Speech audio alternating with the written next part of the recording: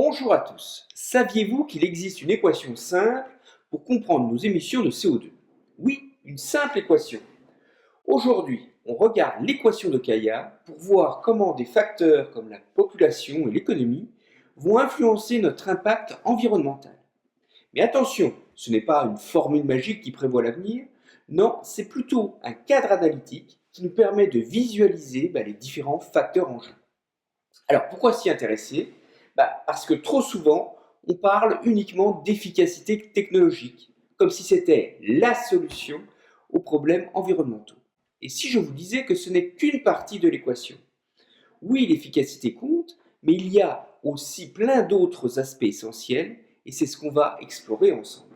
Alors dans cette vidéo, on va parler de démographie, d'économie, de technologie, mais aussi d'efficacité énergétique et d'adaptation. S'adapter aux fluctuations et aux localisations, c'est aussi important que d'être hyper efficace. Et évidemment, on abordera l'incertitude, car dans un monde aussi changeant, on ne peut pas tout prévoir, mais on peut agir. Alors, commençons par décrypter l'équation de Kaya. Vous allez voir, ce n'est pas si compliqué que ça en a l'air. Elle se décompose en 4 facteurs qui ensemble expliquent d'où viennent les émissions de CO2. Alors le premier facteur, c'est tout simplement la population. Plus on est nombreux, plus on consomme de ressources. Ça paraît logique, non? C'est simple, plus il y a de monde, plus la demande en énergie et en biens augmente. Donc forcément, la démographie a un impact direct sur nos émissions de CO2. En 2000, la population de la France était d'environ 60,7 millions d'habitants. En 2020, la population est passée à 67 millions d'habitants. Ça représente une augmentation de 6,3 millions de personnes.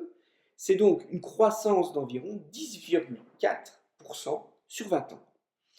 C'est un paramètre démographique difficilement contrôlable. On ne va pas parler de guerre, d'épidémie ou d'autres catastrophes humanitaires pour la décarbonation. Donc ensuite, on a le PIB par habitant. Donc le PIB, c'est le produit intérieur brut en français, et c'est la valeur totale de tous les biens et services qui sont produits par le pays sur une période donnée, généralement une année. Donc c'est un indicateur clé qui est utilisé pour mesurer la taille et la santé de l'économie d'un pays. Et ça inclut la dépense des ménages, les investissements d'entreprises, les dépenses d'État, ainsi que les exportations nettes.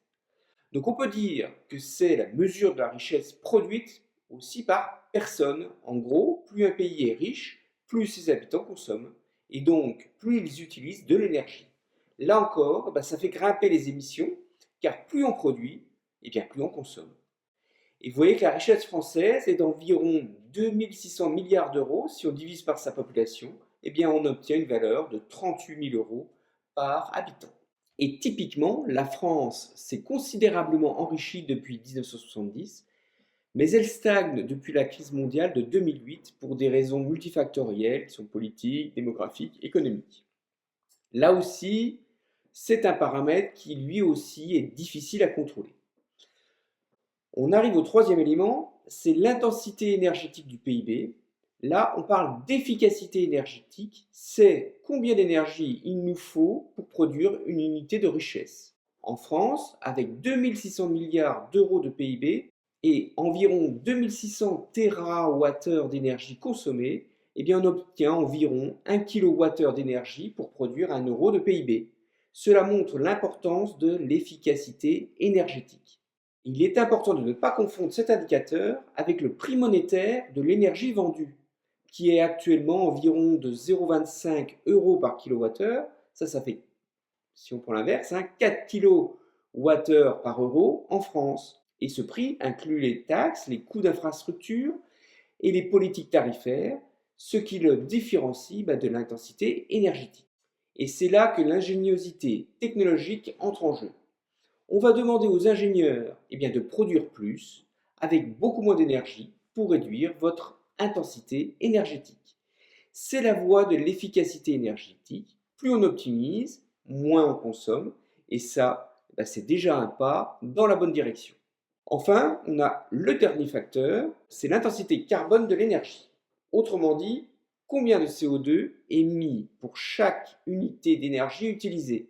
Cela va dépendre, bien entendu, des choix énergétiques du pays. Si votre énergie vient principalement des combustibles fossiles, je parle du pétrole, du charbon, du gaz, eh bien vos émissions seront élevées, supérieures à 450 grammes de CO2. Et si vous utilisez plus d'énergie solaire, d'éolien, du nucléaire, c'est beaucoup moins sale. Donc, pour réduire cette intensité carbone, il faut décarboner notre énergie. Et ça, c'est la deuxième voie, la décarbonation de l'énergie. Le mix énergétique en France fait que l'on a environ 50 à 60 grammes de CO2 par kilowattheure. Alors maintenant que nous avons une vue d'ensemble de ces 4 paramètres, quand on les multiplie ensemble, on obtient une estimation des émissions de CO2.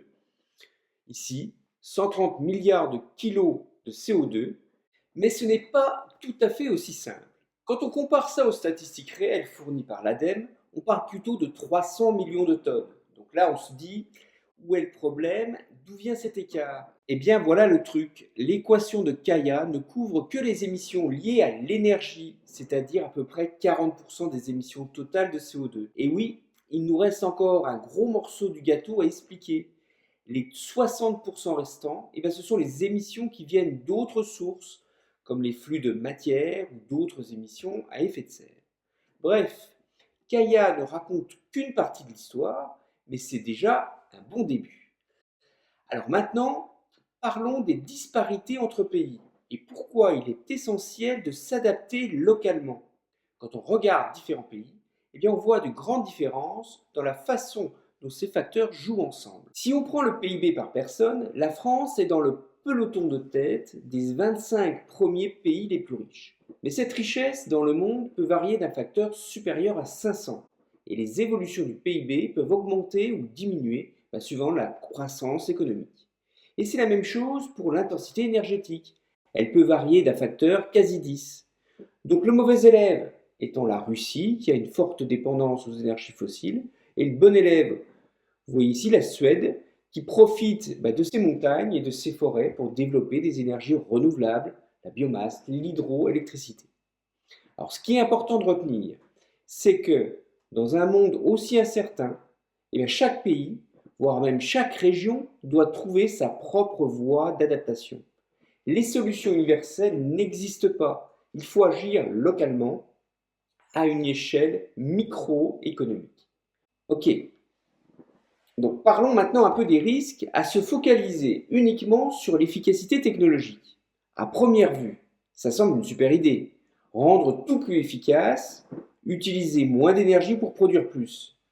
Mais attention, un système trop optimisé peut aussi devenir fragile. Imaginez une société ultra efficiente qui dépend à fond d'une seule technologie ou d'une seule source d'énergie. Ça peut très vite devenir un problème en cas de perturbation. Par exemple, si un pays mise tout sur une source comme le nucléaire ou le solaire et qu'une crise éclate, disons une pénurie de ressources ou un choc technologique, tout le système pourrait s'effondrer. Donc trop d'efficacité, attention, peut parfois rendre le système moins capable de s'adapter aux crises. Et ce n'est pas tout. L'équation de Kaya, aussi utile qu'elle soit, laisse de côté certains facteurs clés. Elle ne prend pas en compte, par exemple, les ressources naturelles disponibles. On ne parle pas non plus des habitudes de consommation ou bien des comportements culturels qui peuvent vraiment influencer nos émissions. Et elle ne peut pas prédire les crises imprévues, comme les catastrophes naturelles, les guerres ou les crises économiques. Donc en gros, on se retrouve avec une incertitude énorme, car le contexte économique ou climatique peut changer à tout moment. Donc Kaya, c'est un bon point de départ, mais il faut toujours garder en tête qu'on navigue dans un environnement en perpétuel changement. Voilà ce que je voulais dire sur l'équation de Kaya, qui nous montre que tout petit changement compte. Si chaque région, chaque ville, chaque entreprise adapte ses stratégies en fonction de ses besoins spécifiques, ensemble, nous pouvons avoir un impact global. Alors, que ferez-vous pour participer à cette transition? Je vous laisse partager vos idées dans les commentaires, car chaque action compte. Merci de votre attention et je vous dis à bientôt.